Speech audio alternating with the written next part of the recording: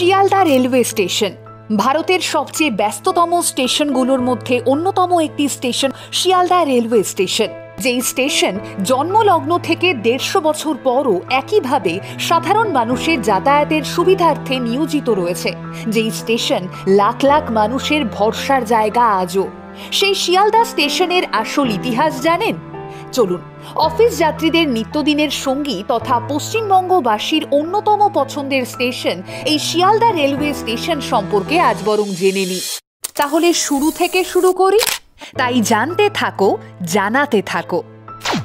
1690 সালের দিকে সুতানুটি দখল করেন ব্রিটিশরা।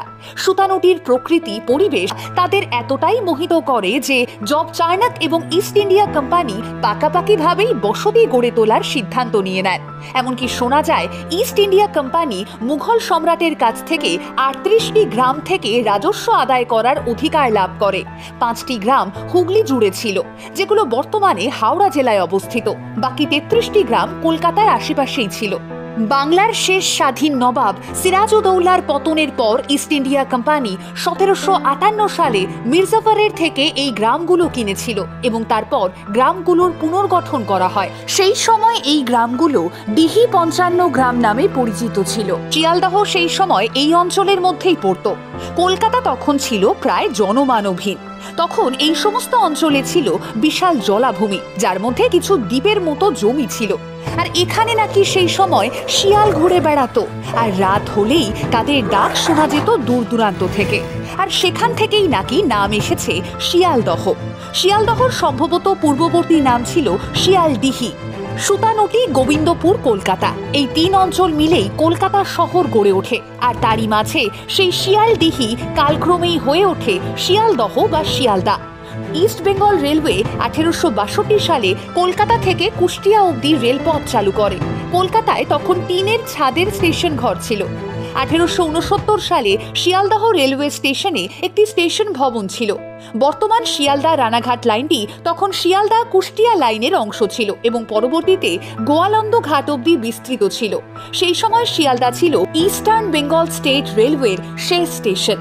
এই স্টেশন থেকে সহজেই ভ্রমণের জন্য পৌঁছানো যেত দার্জিলিং এবং অধুনা পূর্ব বাংলায় পাট ও তামাক উৎপাদনকারী অঞ্চলগুলোতেও।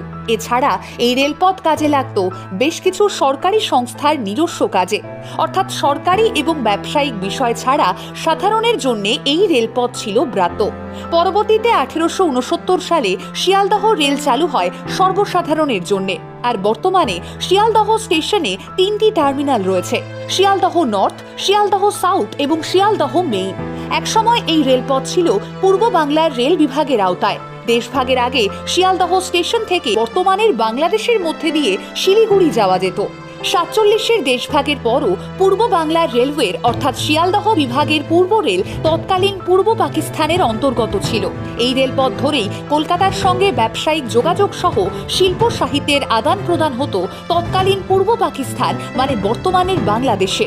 অতীত থেকে বর্তমান, পুরনো হোক বা আধুনিক, যা কিছুই গড়ে উঠেছে সবটার কেন্দ্রবিন্দুতেই থেকেছে শিয়ালদহ রেলওয়ে স্টেশন। শিয়ালদিহি থেকে এই স্টেশনের নাম হয় শিয়ালদহ, যা আজও এই স্টেশনের অফিসিয়াল নাম। কিন্তু মানুষের মুখে মুখে এই স্টেশনের নাম ধীরে ধীরে পরিচিতি পায় শিয়ালদা নামে। আজও এই রাজ্য তথা দেশের একটি স্তম্ভ হয়েই দাঁড়িয়ে রয়েছে এই স্টেশন।